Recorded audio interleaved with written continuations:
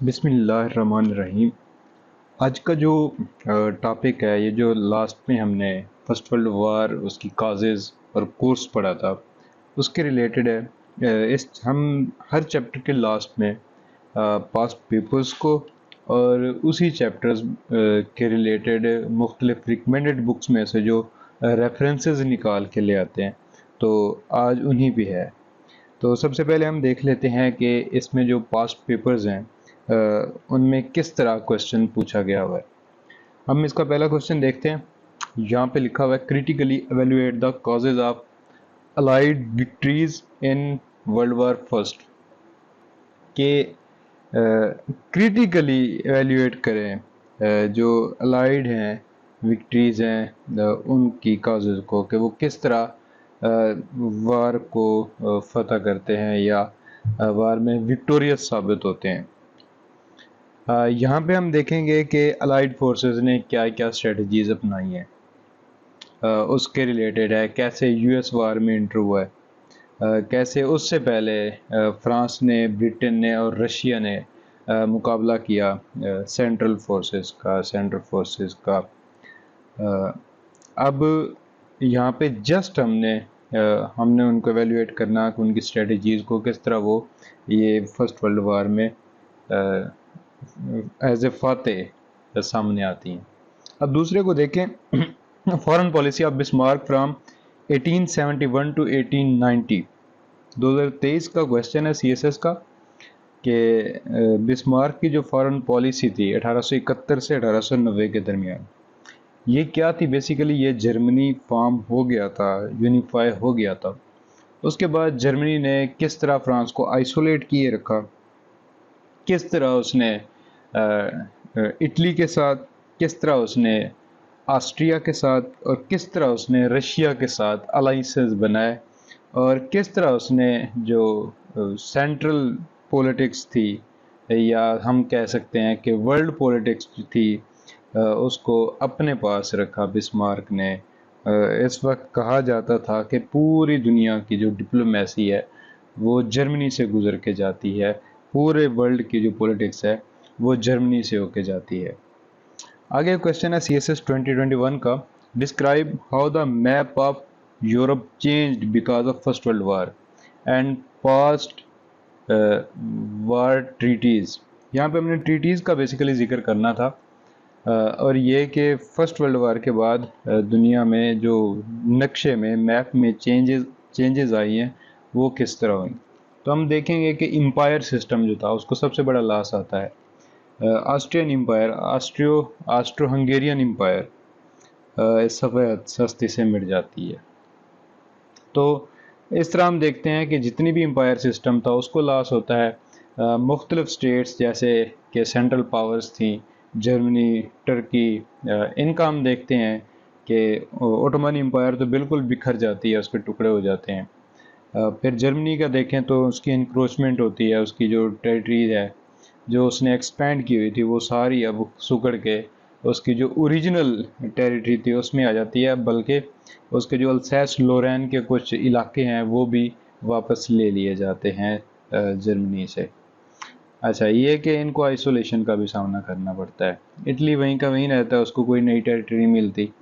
इसके अलावा जो विक्टोरिया स्टेट्स थी उनको कुछ टेरिटरीज़ मिलती हैं, कुछ उनको बेनिफिट्स होते हैं। तो ये हमने मैप डिस्कस करना था। अब अगला क्वेश्चन देखते हैं, why did Europe become the continent of dictatorships after first world वार।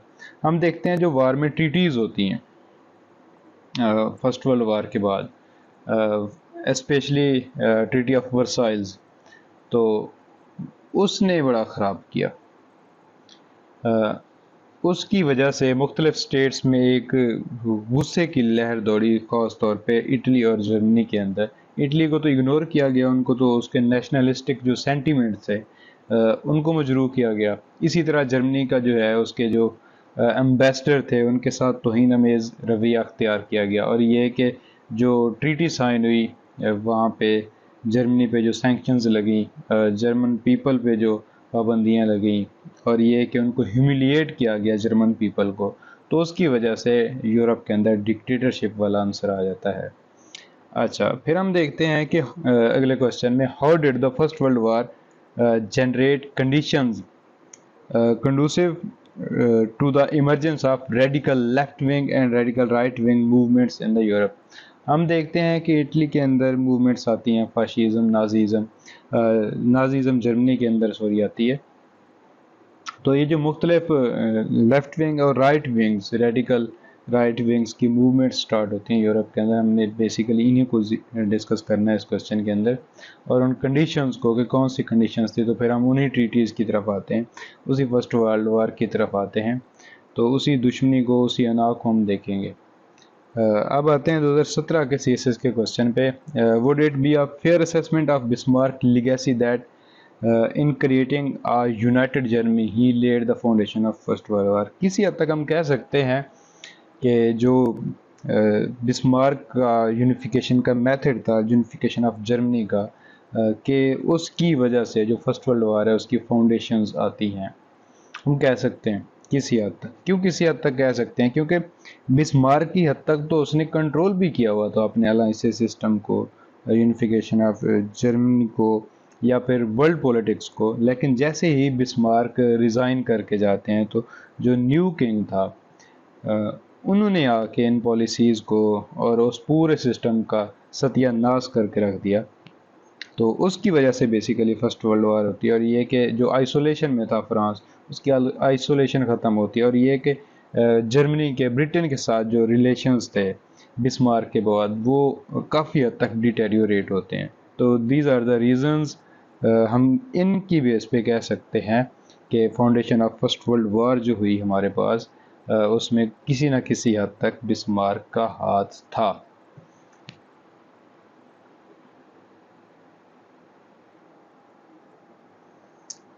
अब आगे ज़रा देखते हैं बुक रेफरेंसेस।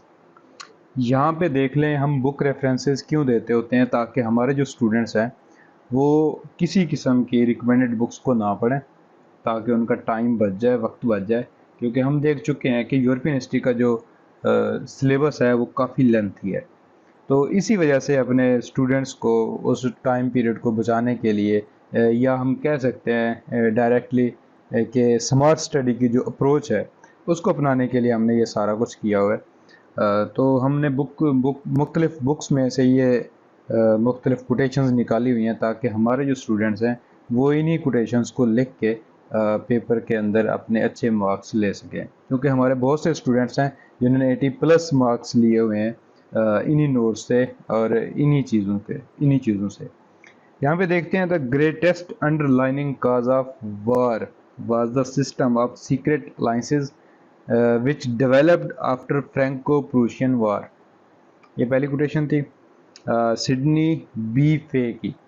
वो कहते हैं कि सबसे जो बड़ी काज थी वो अलाइंसेस सिस्टम था, जो सीक्रेट अलाइंसेस बनाए हुए थे स्टेट्स ने, जर्मनी ने, इटली ने, ऑस्ट्रिया ने, फ्रांस ने, ब्रिटेन ने। तो वो कहता है ये मेन रीजंस थी।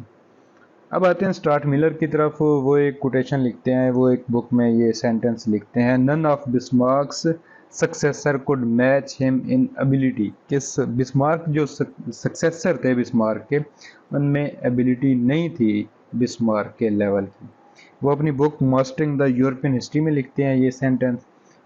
हम कह सकते हैं कि जब हम बिस्मार्क का टॉपिक पढ़ेंगे या बिस्मार्क के बाद की सिचुएशन देखेंगे यूरोप के अंदर, तो हम ये सेंटेंस वहाँ पे एडजस्ट कर सकते हैं। One of the key assumptions of Bismarckian system had been the separation of France and Russia. Stuart Miller कहते हैं कि सबसे मेन अजम्पशन जो थी बिस्मार्क के सिस्टम में, फ्रांस और रशिया को एक दूसरे से अलग रखना, सेपरेट रखना। अब आगे आते हैं, हमारे पास ये है इन 1912 the powers lost control in Balkans.